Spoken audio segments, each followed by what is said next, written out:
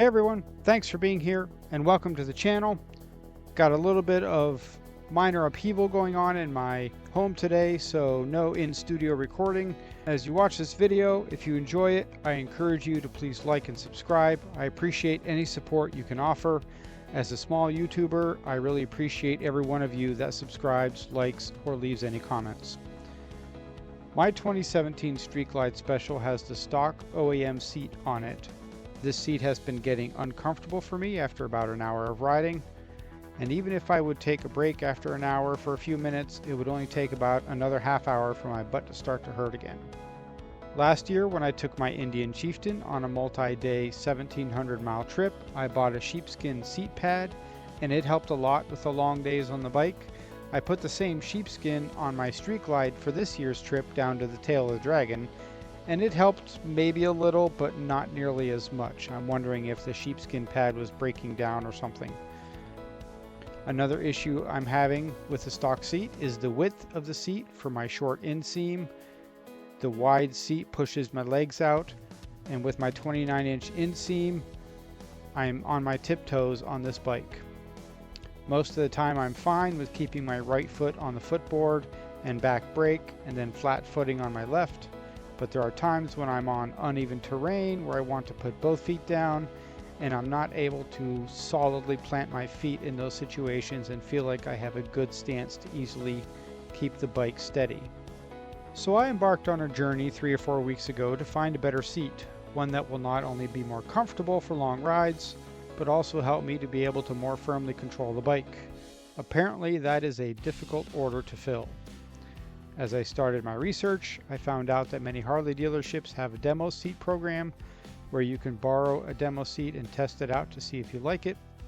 So I went to my local dealer and found that they do have demo seats available. I started with the Sundowner seat, since that's supposed to be the next seat up from the stock seat. They let me borrow the seat for a day or two.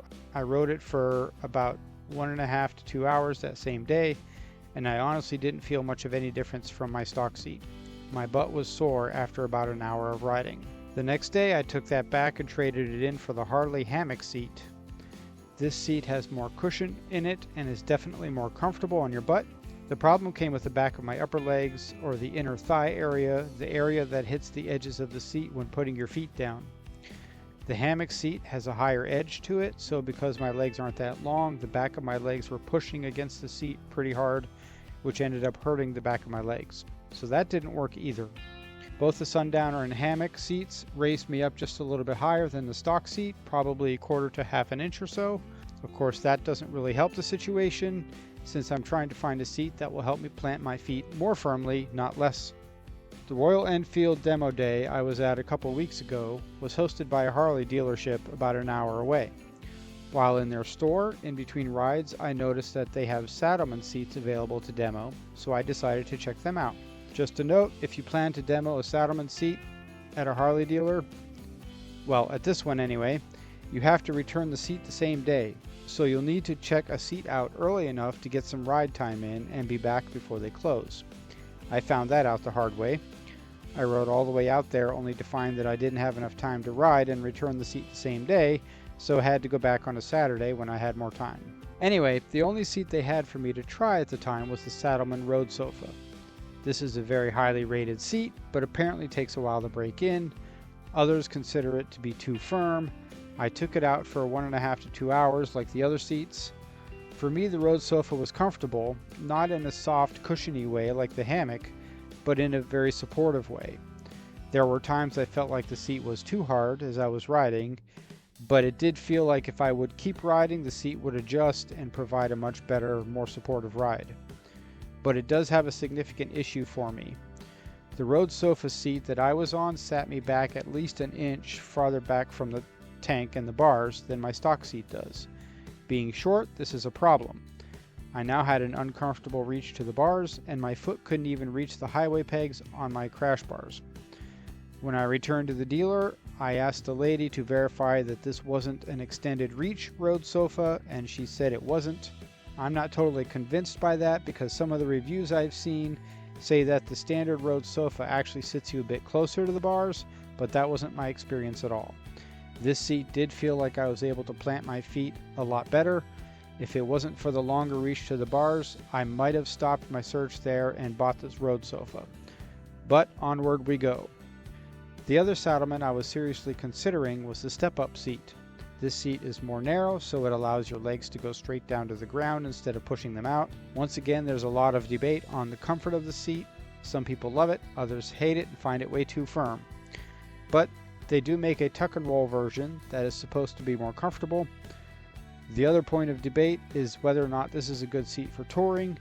Most people want wider seats to cushion your rear end for longer days in the saddle. This one is more narrow.